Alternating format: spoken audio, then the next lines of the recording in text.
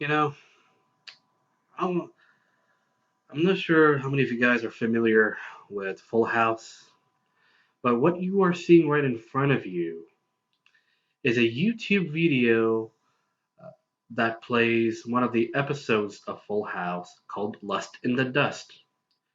And I'm going to be playing some scenes from Lust in the Dust, and I'll be playing scenes from Fuller House.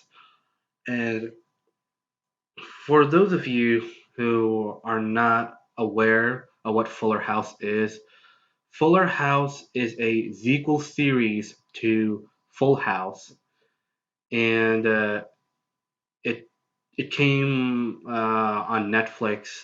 The first entire season came on Netflix last month. It's a series, I believe, that started this year in 2016. And like Full House, is about Danny Tanner with Jesse and Joey, three men helping Danny raise his three daughters. Fuller House is the female equivalent of that, where you have DJ Tanner Fuller with Kimmy and Stephanie, three women helping DJ raise her three boys, her three sons. And like in the first series, Full House, Danny Tanner is a widower who lost his wife. In Fuller House, DJ Tanner Fuller is a widowed mother. Um, and I have enjoyed uh, Fuller House. I've seen episodes 6 to 13. So far, there's only season 1 that has been made, and it's all on Netflix. So, to all of you who have Netflix, I suggest getting into that series. It's good. But there are at least one or two examples of double standards that we, at least here in the West, subject men to, or at least are more likely to subject men to as compared to women. And there's a topic that we have talked about in MGTOW, and one of the things that has been discussed in MGTOW, in the manosphere, is the whole concept of how female singlehood is considered more empowering of women as compared to male singlehood being considered empowering for men. And I'm going to show you some, yeah, and so I'm going to start playing now, and you will understand the relevancy of why will be playing scenes from Full House episode titled "Lust in the Dust," and I will also be playing some scenes from the last episode of season 1 of Fuller House. So I'm gonna be like widening the screen right now, and here it goes, guys. And yeah. So, Danny, what excuse did you use this time? What do you mean? I mean, you find something wrong with every girl you go out with. I don't know what you're talking about. Come on, Michelle, let's finish that popsicle in the kitchen. I'll see you, Jojo. Come on, Jess, you gotta help me with Danny. Gotta go to my rehearsal. You're already 6 hours late. What's a couple more minutes?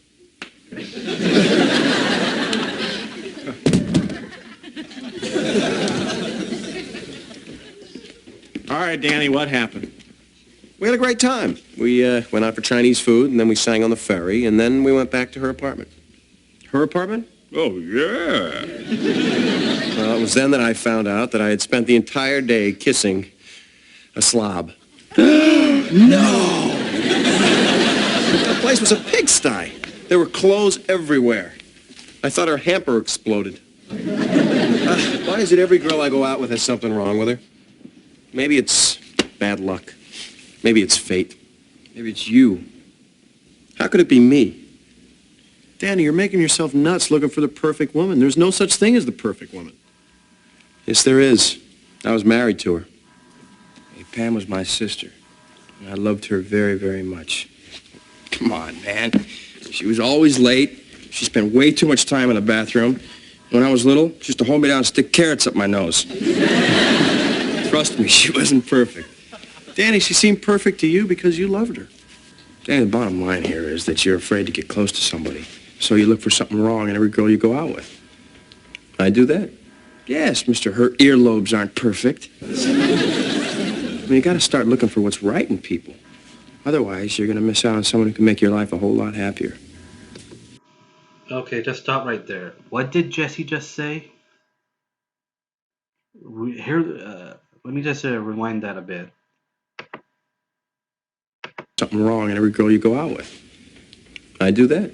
Yes, mister, her earlobes aren't perfect. I mean, you gotta start looking for what's right in people. Otherwise, you're gonna miss out on someone who can make your life a whole lot happier. Okay, hold that right there. Okay, guys, basic common sense. Happiness, number one. Okay, and this may not be common sense. I guess I should not be saying common sense, but one fundamental point of happiness is okay, number one, who is to make the judgment? Who is Jesse to make the judgment that your life is going to get better if you have a woman in your life? And basically telling Danny that if you don't allow a woman to come into your life is not going to be as good as it otherwise would if you were to bring a woman into your life. Okay, first of all, there are more than ways to be happy.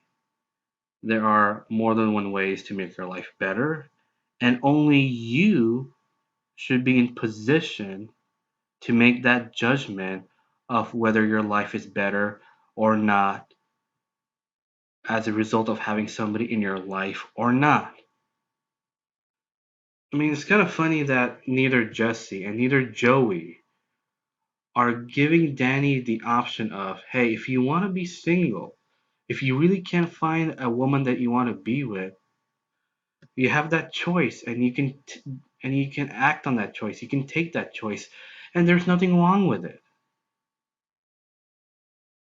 I mean, I don't have a problem criticizing people for being superficial and, you know, but I do have a problem with people not allowing others to decide whether it is better if they are single or not. That is not your place to judge. And if John Stamos's character Jesse uh, is trying to allude by say, if Jesse's trying to tell Danny here that, hey, Danny, if you want to be happier, you need a woman. Well, you know what? Let me say it again. If I said it before, and if I've not said it earlier, let me still say it. Uh, First of all, you can reach a certain level of happiness by more than one means.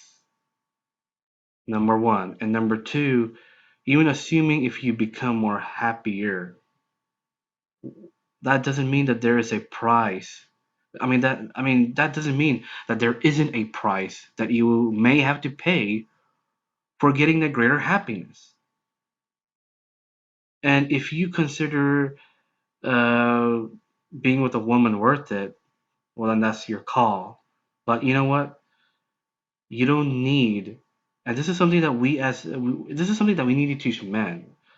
Here in society, this is something that we fail to do, is that we're more likely to teach women, at least here in the Western world, that that they are that if they don't want to be with a man, if they want to be single, they are embracing female empowerment to one degree or another. But the male equivalent of this exact phenomenon does not exist. It does not exist to the same degree, at least. And this is a problem that needs to be addressed. This is something that Um, we seriously need to teach you guys that, you don't need to be with a woman to have a better life, because there's more than one ways to have a better life.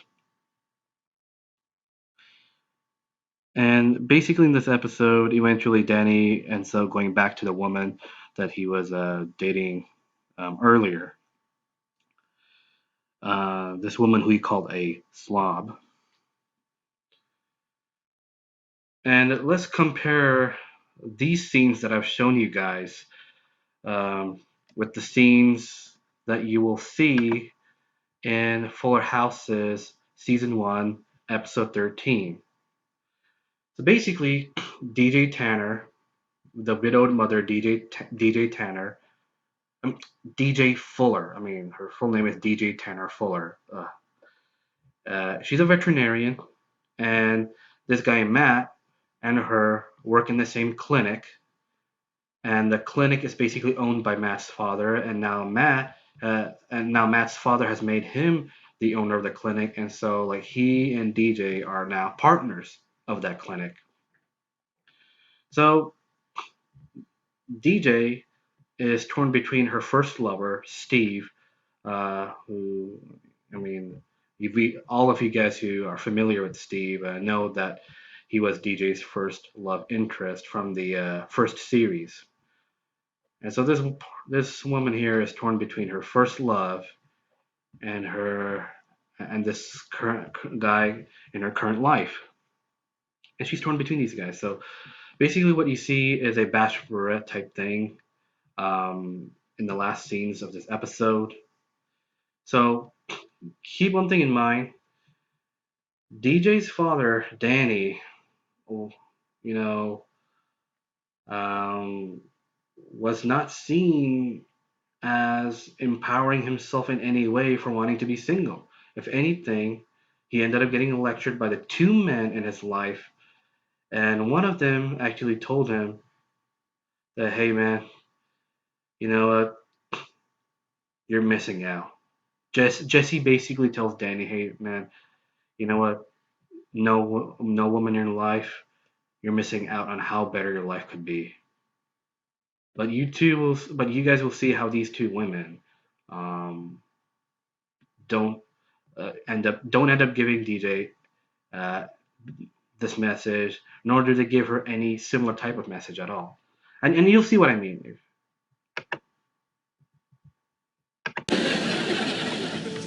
It's the final rose, Bachelorette. DJ, is there anything you'd like to say to the gentleman? Matt, Steve, these last few weeks have been an emotional roller coaster. Matt.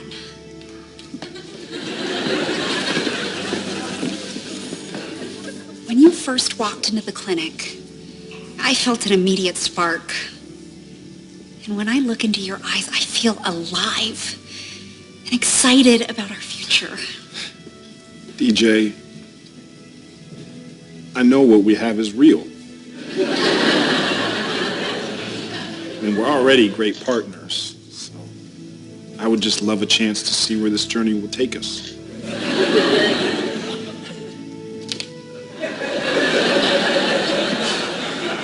Steve,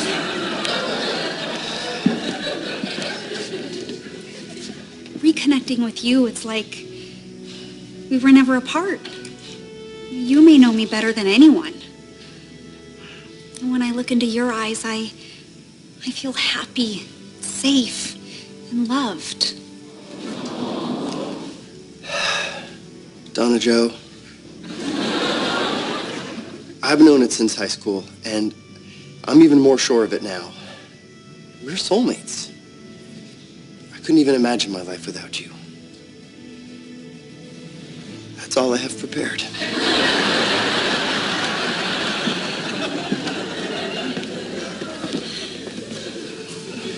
Thank you, gentlemen. It's now time for DJ to hand out the final rose. Good luck, man. You too, bro.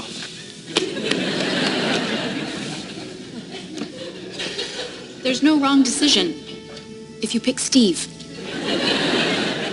Just follow your heart and pick Matt. My heart is saying to choose me. Yes! Wait, what? I heard the M. I got excited. You choose you? Was that even an option? I'm sorry, but I just started dating again, and this got really complicated.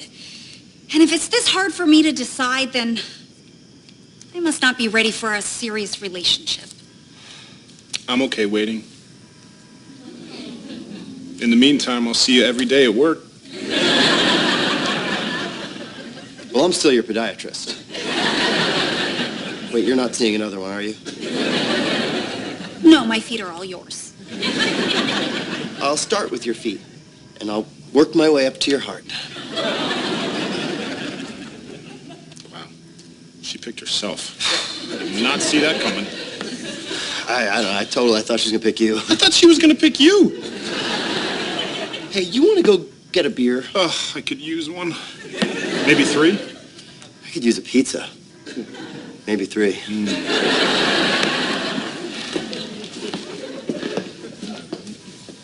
That was the worst episode of The Bachelorette I've ever seen. Well, I'm glad that it's over. Yeah. And you know what? Now you're free to date Matt or Steve or whoever you want. And best of all, the She-Wolf Pack is back.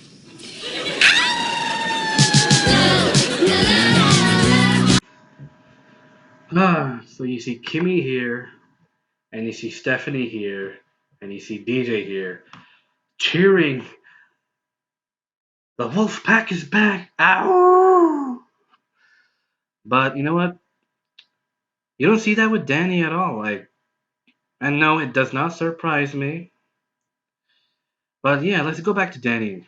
Yeah, when Danny comes home, talking about how he's no longer with his current date or girlfriend, there's no cheering of the He Pack is back. Ow! You know, I gotta give women credit where credit is due. They have the concept of a she-wolf pack to a certain degree, and the same cannot be said of men. Seriously. And we can't blame women for this. I mean, women are hypergamous, briffles still exist. Women essentially see men as human um, doings as compared to human beings, at least most of them. And you know, we can criticize women for the elements of their dark inherent nature. We can. But we also need to acknowledge that there is an element of male nature that is not pleasant and has contributed to the problem that we as men are in. The lack of brotherhood amongst us is something that is a internal problem among us men, and it's a problem that we men have created. And that's something that we need to fix. That's it for now. Later, people.